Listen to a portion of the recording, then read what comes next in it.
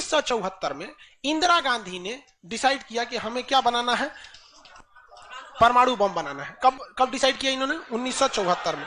But उस समय हम लोग उतना डेवलप नहीं थे, तो हम लोग यहां पर मई 1974 परमाणु बम का परीक्षण करने के लिए सोचे। लेकिन 1974 में हम लोग उतना डेवलप नहीं थे। 1974 में हम लोग के यहाँ मोटरसाइकिल नहीं थी बढ़िया, राजदूत उष्टू टाइप का थी सब। वहां फ्रीडम तो इधर आया है यार, 1974 में फ्रीडम कहाँ था? यमाहा वगैरह था। यहाँ पर इन्होंने पोखरण में परमाणु परीक्षण किया, लेकिन गलती से वो उतना सक्सेस नहीं हुआ जितना होना चाहिए था। उस परीक्षण का जो नाम था, उसका नाम था स्माइलिंग बुद्धा। क्या नाम था? स्माइलिंग बुद्धा। तो हो गया बात वही, भड़कइबो किए लोग, फूस दे करके रह गया, पकड़ा गए हम लोग। अब अमेरिका हम लोग पे दबाव बना दिया। अमेरिका ने एक नियम बना दिया, सीटीबीटी और CTBT, comprehensive test ban treaty. कोई भी व्यक्ति परमाणु बम का परीक्षण नहीं कर सकता है, और बैन लगा दिया। ना आपको जल पे परीक्षण करने देंगे, ना थल पर परीक्षण करने देंगे, ना हवा में परीक्षण करने देंगे, पूरा बैन लगा दिया। और एनएसजी बना दिया, national supplier group, nuclear supplier group, कि कोई भी देश भारत को मतलब यूरेनियम नहीं देगा। तो हम लोग बस यूरेनियम नहीं था, चोरी छुपे हम लोग यूरेनियम मंगाते भी तो सीटीबीटी था, परीक्षण करने नहीं देगा। भारत ना एनएसजी को माना है, ना सीटीबीटी को माना है, और एनपीटी लगा दिया, न्यूक्लियर नॉन प्रोफिलरेशन ट्रीटी, नाभिकीय अप्रसार संधि, की कोई भी देश दूसरे देश को मतलब टेक्नोलॉजी नहीं बेचेगा कि परमाणु बम बनता कैसे। मतलब साला चोट्टा चारों ओर से घेर दिया। कभी कभी गरिया देते हैं यार, क्या हम मशीन थोड़े हैं कि जो सेट कर दिए वही बोलेंगे। देश पे बात आती है तो हम सब भुला जाते हैं। तू दोस्त है, ट्रंप है कि बाइडेन है, सोच रहा बाहर में जा, तू कोनो चीज हो। यहाँ पहले हमको मतलब तुम बनाओ परमाणु बम, कोई दिक्कत नहीं, हम लोग दिवाली वाला धुकधुकुआ बनाएंगे। मतलब एनपीटी क्या कहता है? न्यूक्लियर नॉन प्रोफिलरेशन ट्रीटी, नाभिकीय अप्रसार संधि, कि कोई देश दूसरे देश को परमाणु टेक्नोलॉजी नहीं देगा। एनएसजी, कोई देश मतलब बिना परमिशन, एनएसजी के बिना मीटिंग के मतलब यूरेनियम सप्लाई नहीं करेगा। और यूरेनियम उसी को सप्लाई करेगा जिसने सीटीबीटी पर साइन किया कि हम परमाणु बम का परीक्षण नहीं करेंगे। जी भाई साहब, परीक्षा माने बम बना के क्या कर लेंगे? मान के चलिए हमारे पास टेक्नोलॉजी आ गया, ठीक है, और एनएसजी से हम सप्लाई करके यूरेनियम भी ले लिए। एनपीटी कहता है बम में परीक्षण नहीं करने देंगे। तो भाई बना के रखने से थोड़े होता है, एक बार पटके उठके तब ना समझ में आएगा काम कर रहा है कि नहीं। पता चला बना के रख लिया, युद्ध में पटके तो धुआं दे के रह गया। तो एक बार परीक्षण का मतलब चारों ओर से हम लोग को घेर दिया था। अब भारत वाले वैज्ञानिक भी तो मतलब है सब उसी हिसाब के ना। भारत वाले ने कहा कि एक काम कीजिए, एक समझ में नहीं आ रहा है, अमेरिका से कहिए तू हमारे यहाँ परमाणु बिजली घर लगाओ। तो इंदिरा गांधी थी ना, अमेरिका को फुसला दी, कही कि देखिए ना गुजरात में हमारा तारापुर जगह है, वहां परमाणु बिजली घर लगाना है, उसमें बिजली बनेगा, लाइट बत्ती जलेगा, आप बिजली घर लगाइए। सुने हैं कि 300 करोड़ का खर्चा आता है, जबकि 200 करोड़ का खर्चा आता था। तो अमेरिका लपलपा गया कि अरे दादा बिना मोलाई तो रेट बढ़ा दी है। जब हाल है भाई, महिला मोलाई ना करे, ऐसा हो सकता है? महिला को कोनो सामान फ्री में कहेंगे तो कहेगी 2 गो दे दो। तो अमेरिका ने सहयोग कर दिया, हाँ हाँ हम पूरा परमाणु बिजली घर बना देंगे, बिजली बनेगा आपके यहाँ, भुक वाला लाइट जलेगा एकदम। तारापुर में 1972 में बिजली घर लगा दिया। अब बिजली घर चलेगा कैसे? इंदिरा गांधी कहा यहाँ यूरेनियम नहीं है, एक काम कीजिए जो बिजली घर लगा है ना उखाड़ के ले जाइए अपना, ठेका कैंसिल। का अरे पगली कही के तो पैसा दे, तो पैसा कौन सी का, ये तू कौन सी तू बनी ले एनएसजी कि हम यूरेनियम नहीं देंगे। कहा अच्छा तुमको दे देंगे, कोई दिक्कत नहीं। अब वो यूरेनियम लिया था हमें बिजली घर में भड़काने के लिए। अरे भैया तू ले आओ ना, हम लोग ने डिसाइड करेंगे इसको भड़काना किधर है। इधर आया 1972 में तारापुर में, उधर तैयारी चल रही थी 1974 में। हम लोग ने उसमें से निकाल के इसमें भड़का दिया। बाद में पता चला गलती हो गया, अमेरिका होशियार निकला, जो यूरेनियम बिजली घर में लगता है वो 20% इनरीच रहता है, अब परमाणु बम में 80% इनरीच चाहिए होता है। हमसे गलती हो गया, ससुरा जातो गया भातो ना मिला, भड़काइयो दिए, बदनामो हो गए लोग, सब सतर्क हो गया, सब हरक गया, सब देहात में बोला जाता है ना, हरक गया सब। ले भाई हम लोग को पता नहीं था, हम लोग कच्चे मसाला पे भड़का दिए थे लोग। अब क्या हो, इस सब 75 को नियम लगा दिया, हम लोग को कोई देता ही नहीं था। तो बस अब भारत में वैज्ञानिक, इंदिरा गांधी ने प्रोग्राम को कैंसिल नहीं किया, कहा कि बनाइए। अब भारत में धीरे धीरे आगे गए, एक से एक वैज्ञानिक मिल गए सब। उसमें एक चिदम्बरम थे, बहुत मशहूर वैज्ञानिक, और उसके बाद मिल गए हमारे एपीजे अब्दुल कलाम, सोने पे सुहागा। इन्होंने परमाणु बम बनाने की पूरी तैयारी कर ली। अब तब तक लेकिन कोई भी प्रधानमंत्री डरे उन लोग को खुली छूटे नहीं देता था कि परमाणु भड़काइए, क्योंकि अगर फूस हो गया, देखिए भड़क के सक्सेस हो गया तो किसी के बाप की औकात नहीं फिर कुछ बोले, भड़का दीजिए उसको, उसके बाद कौन चीज बोलता है, ले आओ रे ले आओ, तो कौन चीज है नहीं, लेकिन अगर भड़काए और फूस कर गया तब तो पिटा जाएंगे। जापान पर परमाणु बम मार दिया था अमेरिका, जापान चुपचाप देख लिया था। जापान के पास परमाणु बम रहता ना, अरे बाप रे बाप, उनको तो दिखाया रहता, जापान मारा रहता ना जिसका कोई मजबूरी हो गई थी। तो भारत के सामने यही रास्ता था कि भैया अगर भड़का दिए और अगर सक्सेस नहीं हुआ तो इस बार माफी मिलने वाला नहीं है, क्योंकि 1974 में एक बार माफ कर दिया। लेकिन अटल बिहारी वाजपेयी का जब नेतृत्व आया प्रधानमंत्री का, तो अटल बिहारी वाजपेयी ने कह दिया था भैया कुछ भी हो जाए, कुछ भी हो जाए, हमारा देश रहना चाहिए। आज के नेता रियलिटी बताते हैं। अटल, हम और आप उस पीढ़ी में से हैं जिन्होंने एक साथ दो महापुरुष को अपने देश में देखा, राष्ट्रपति के रूप में एपीजे अब्दुल कलाम और प्रधानमंत्री के रूप में अटल बिहारी वाजपेयी। और यह सौभाग्य पृथ्वी पर अब किसी को नहीं मिलने वाला है, क्योंकि ये ऐसे लोग थे जिनका अपना परिवार बाल बच्चा कुछ नहीं, देश ही समझा मतलब देश है, मतलब देश है यहाँ पे, और कुछ नहीं। यहाँ पे गलवान में चीन घुसा है ना, छोटा अटल बिहारी वाजपेयी रहते तो बता रहे, तो दिखने में बुढ़ा थे अटल बिहारी वाजपेयी। यहाँ पे बड़े बड़े जवान लोग का छक्का छुड़ा देते थे बॉर्डर पे। उन्होंने खुला छूट दिया एपीजे अब्दुल कलाम को, कहा कि आपको हमारे परमिशन की जरूरत ही नहीं है, आपको जो करना है करिए, हमको नहीं, हमको बस परमाणु बम चाहिए, हमारी सरकार रहे चाहे सरकार गिर जाए। और रियलिटी में है, भारत में अटल बिहारी वाजपेयी अगर परमाणु परीक्षण न करते तो भारत पर अमेरिका सैंक्शन नहीं लगाया रहता और अटल बिहारी वाजपेयी की सरकार नहीं गिर जाती। लेकिन अगर वो अपनी सरकार को सोचते तो कोई भी शिक्षक मंच पर खड़ा होकर किसी प्रधानमंत्री का खुलेआम तारीफ नहीं कर सकता, वरना कितने प्रधानमंत्री आए कितने गए किसी के लिए शब्द नहीं निकलता है। तो इतिहास हमेशा याद रखिएगा, आपको न्यौछावर करना पड़ेगा। यहाँ पर ऐसे चमचागिरी करने से किसी का नाम लेता आदमी है, लेकिन विरोधी भी जिनका नाम लेते हैं ऐसे महापुरुष थे अटल बिहारी वाजपेयी, एपीजे अब्दुल कलाम। कोई है जो गिरियाएगा? हाँ, उसे अपने बेचारा शर्मा जाएगा, किसको बोल रहे। उन्होंने खुला छूट दिया और कहा कि जो करना है करिए। एपीजे अब्दुल कलाम कहे ठीक है, लेकिन अमेरिका को पता चल गया कि सोचा एपीजे अब्दुल कलाम चल गया वहां, ये पक्का सफल कर देगा, तो उसने उसके ऊपर ना सैटेलाइट छोड़ दिया, अमेरिका से सैटेलाइट छोड़ा और भारत के ऊपर निगरानी करने के लिए। अब यही गलती कर दिया अमेरिका से सुना, एपीजे अब्दुल कलाम को फुसलाने के लिए नासा बुलाया, आइए ना आइए नासा आइए, तो एपीजे अब्दुल कलाम चल गए और कहा कि देखिए देखिए कितना बड़ा बड़ा मशीन है नासा में, ऐसा ना इंडिया में है टूटल फूटल स्टेबलाइजर रख ले रहता है, स्टेबलाइजर का नट उड़ जाता है तो पिलास से दाब के करता है। कहा वहां वैज्ञानिक बने, यहाँ आइए हम आपको नासा का हेड बना देंगे। यहाँ पर कहा कि ठीक है, हम नासा का हेड हम क्या करेंगे, हमारा कौन है, ना बाल बच्चा ना कुछ, एक को चीज है मेरे लिए, मेरा दुनिया में कुछ नहीं है, केवल और केवल मेरी भारत मां है, आप वो भी छीन लेंगे हमसे, ऐसा थोड़े हो सकता है। उन्होंने कहा नहीं, और यहीं से थोड़ा उससे गलती हो गया। वहीं पर उन्होंने देख लिया था कि अमेरिका ने भारत के ऊपर क्या लगा रखा है, सैटेलाइट मॉनिटरिंग के लिए, और वहां पे उसने अमेरिका की सबसे बड़ी गलती हो गई। यहां आने के बाद उन्होंने बता दिया, देख भैया हम जो काम कर रहे हैं ना, सारा अमेरिका क्या कर रहा है, सैटेलाइट से देख रहा है, तो सब वैज्ञानिक का असर ले, भड़काने से पहले तैयारी करना पड़ता है 1.5-2 महीना की, अब क्या किया जाए। तो कहे कि देखो भाई, इस अमेरिका का जो सैटेलाइट जाता है ना, दोबारा घूम के आने में ना लगभग 1-1.5 घंटा का गैप हो जाता है, इसी बीच में जो करना है करो। कहे कि 1.5 घंटा में कौन सी करेंगे। तो अटल बिहारी वाजपेयी ने खुला छूट दिया था किसको, एपीजे अब्दुल कलाम। एपीजे अब्दुल कलाम ने कह दिया ना कि एक काम कीजिए, ऐलान कर दीजिए कि यहाँ मिलिट्री एक्सरसाइज होने जा रहा है, सेना यहाँ युद्ध अभ्यास करेगी, कैसे युद्ध लिया जाता है, एकदम ओरिजिनल युद्ध का मैदान। अब युद्ध में कहीं घर बन रहा है तो कोई पूछ रहा है काहे लिए बन रहा है, तो इसी पे जब बम मार के प्रैक्टिस करेंगे। घर नहीं बन रहा था, वो इसलिए बन रहा था कि परमाणु बम कितना खतरनाक होगा।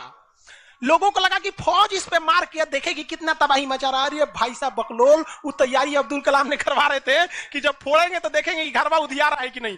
तो लोगों को लगा हम मिलिट्री एक्सरसाइज कर रही है, सब चीज काम हो गया। लेकिन अमेरिका को कहीं ना कहीं भनक लग गया, क्योंकि हर घर में सतयुग से कलयुग तक साले विभीषण हर जगह मिलते हैं।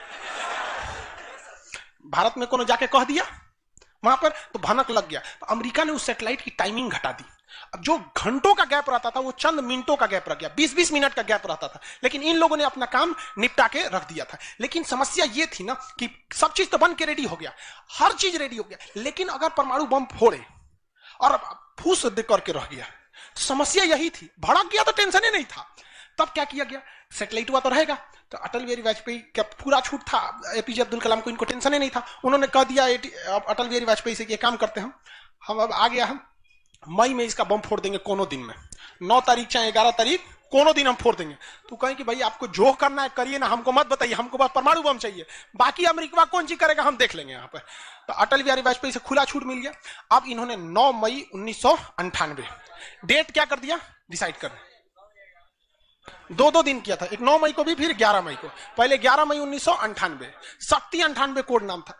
जैसे अमेरिका का सैटेलाइट गुजरा, पूरी तरह से कैलकुलेशन हो गया था कि कैसे कैसे होने वाला। अमेरिका का सैटेलाइट जैसे गुजरा, तुरंत यहां पे भारत का परमाणु बम को ब्लास्ट किया गया। और जैसे ब्लास्ट हुआ तो जो मिलिट्री एक्सरसाइज कर रही थी उसको तो भेज दिया गया था 2 दिन पहले ही। जो बिल्डिंग विल्डिंग बनाई थी वो खाली पड़ल था, धाए दे गायब हो गया बिल्डिंग, पूरा धुआं धुआं हो गया, पूरा भयानक।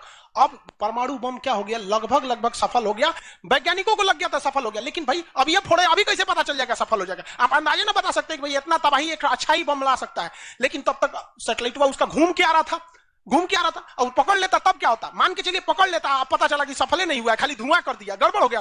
तुरंत अटल बिहारी वाजपेयी को फोन किए एपीजे अब्दुल कलाम कि तुरंत आप मौसम विभाग को कहिए कि राजस्थान में भयानक तूफान आया है, कोई नहीं जाएगा। अटल बिहारी वाजपेयी ने तुरंत घोषणा करा दी, राजस्थान के लोग अपने घर में रहे, बहुत भयानक तूफान आया है। अब उसका सैटेलाइट आ रहा है तो देख रहा है धुआं धुआं हुआ है, तुरंत मैसेज भेजा नासा में, धुआं हो गया यहाँ पे। कहीं मतलब धुआं हुआ, तूफान आया है वहां पे। तूफान आया है।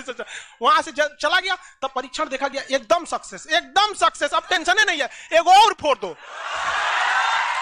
2 को फोड़ दिया गया, पूरी तरह से सक्सेस हो गया। और ससुरा अमेरिका को अभी तक पता है कि वहां तूफान आया है, अरे वहां दूसरा तूफान आया है। अब भारत में कुछ भी कहिए तो डर तो लगता है, भाई अमेरिका बहुत खतरनाक देश है। आज हम लोग भले शक्तिशाली है, 1998 में हम लोग को पाकिस्तान आगे दिखा देता था, 99 की करगिल वार याद कीजिए। आज हम लोग बहुत आगे निकल गए, लेकिन उस समय बहुत पीछे थे हम लोग। अब डर तो था ही। अब भारत के प्रधानमंत्री सब राष्ट्रपति सुख पुकारे थे, अमेरिका क्या करेगा क्या करेगा, ओके पते नहीं। 9 तारीख बीत गया, 10 तारीख बीत गया, पता ही नहीं चला अमेरिका को। अटल बिहारी वाजपेयी अब्दुल कलाम से पूछे कि महाराज तो सोचा कुछ सुख बुगाइए नहीं रहा है, पते ना चल।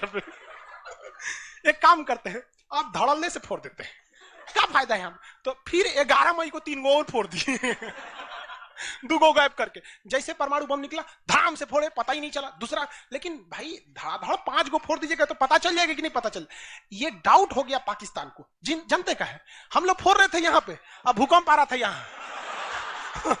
फोन किया अमेरिका को कि बकलवा आंधी उंधी ना उठ लो, फोड़ दिया वो परमाणु बम। अमेरिका सोच रहा माथा फोड़ रहा है अपना, कह रहा है कि अब क्या करें हम। यहाँ पे नासा वालन को गरियाया, घिरे चोट्टा कहीं का, तू लोग को सैटेलाइट लगाओ, आई लगाओ। वहां पे कौन चीज देख रहा था लोग वहां पे? कि हम तो बोलबे किए थे कि उधर दुका उठाया था, अपने ना बोल रहे थे कि आंधी उठा है वहां पे। अमेरिका आग बबूला हो गया, और तुरंत अमेरिका का प्रतिक्रिया आया कि भारत को इसका बहुत भारी कीमत चुकानी पड़ेगी। तो भाई जिसकी कीमत भारी ना हो उसे चुकाने में मजा क्या है। और अमेरिका ने खुलेआम भारत को लड़का दिया कि अमेरिका कभी भी इस बात को स्वीकार नहीं करेगा कि भारत एक परमाणु संपन्न देश है। भारत को कभी भी अमेरिका इस बात की मान्यता नहीं देगा। अटल बिहारी वाजपेयी ने भी कॉन्फ्रेंस तुरंत मीडिया के सामने आए और कहे कि जो चीज हमारे पास है उसके लिए हमें किसी के प्रमाण की कोई आवश्यकता नहीं है। और जिस देश को यह लगता है कि हमारे पास परमाणु बम नहीं है, या जिन देश को हम पर शक है, वो आ जाना युद्ध के मैदान में, बताएंगे है कि नहीं। अब पूरी तरह तबाह हो गया यहाँ पे। अब अमेरिका माथा पीटते रह गया। अमेरिका ने आदेश दिया अपनी सेना को कि तैयार रहो। अटल बिहारी वाजपेयी ने आदेश दिया अब्दुल कलाम को कि जो बम बनाए हैं ना, 2-4 को फोटोकॉपी उसका रेडी रखिए। फोटोकॉपी मतलब उसका बना के रेडी रखिए, क्योंकि सेना की लड़ाई में भाई आर्मी टू आर्मी बहुत दिक्कत हो जाएगा, एडवांस है वो बहुत। आज के वक्त में भी हमारा हथियार वहीं से खरीद के आता। भारत ने भी डिसाइड कर लिया कि जो होगा आपकी परमाणु बम से होगा। अमेरिका भी डर गया कि ना भाई इससे लड़ना ठीक नहीं है। पाकिस्तान वो बम बना के रख ले था, डरे नहीं फोड़ रहा था।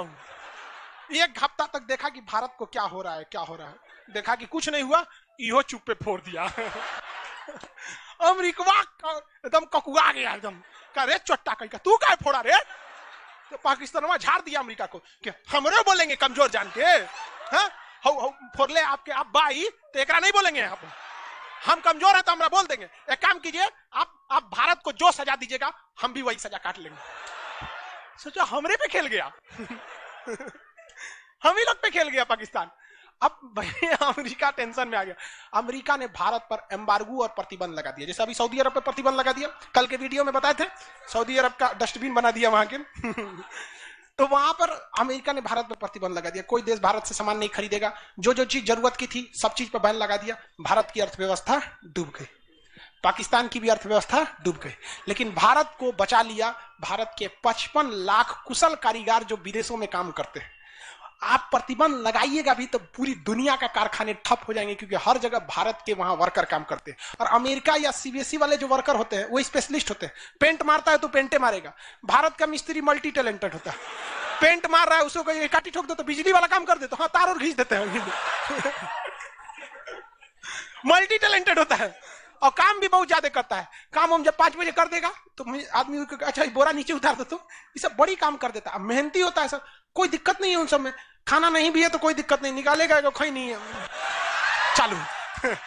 तो पूरी दुनिया से भारत को पैसे आ रहे थे, पूरी दुनिया भारत में क्या, भारत के हजारों वर्कर लाखों काम कर रहे थे, भारत में पैसा आ रहा था, तो हमारी अर्थव्यवस्था पे उतना भयानक प्रभाव नहीं पड़ा। लेकिन पाकिस्तान की अर्थव्यवस्था तबाह हो गई। इसकी यहाँ के कोई वर्कर को ले भी नहीं जाता है। अरे चोटा कब मार करेगा कोई ठीक है नहीं है यहाँ पर।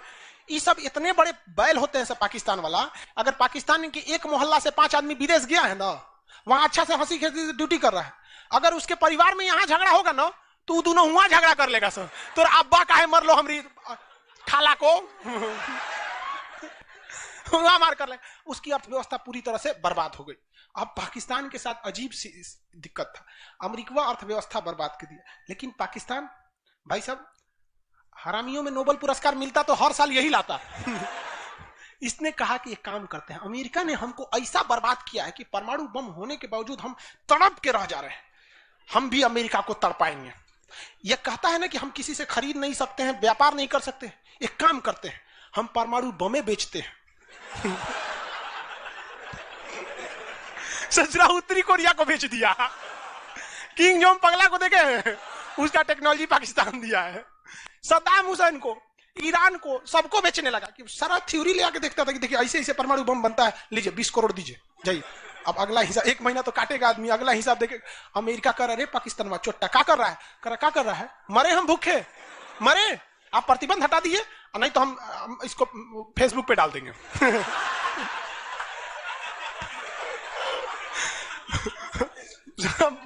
अमेरिका पगला गया, अमेरिका प्रतिबंध हटाया, इस बार फायदा उठा लिया भारत, कहा ओकरा हटाया तो हमरो प्रतिबंध हटाओ। समझ आ गया कि देगा। तो गलती से भी अगर हम लोग जब भी एक दूसरे का अंतर्राष्ट्रीय मंच पर साथ दिए हैं ना तो दोनों को फायदा हुआ है, लेकिन ये चोट्टा उसको समझ में नहीं आता है। अभी भी अगर वो शांति से रहेगा ना तो बहुत आगे जाएगा, और अशांति से रहेगा तो एकदम में आगे चल जाएगा। परमाणु परीक्षण समझ में आ गया? किसी कोई दिक्कत कहां होता है? पोखरण में। आज भारत परमाणु संपन्न है या नहीं है? परमाणु की आवश्यकता है नहीं।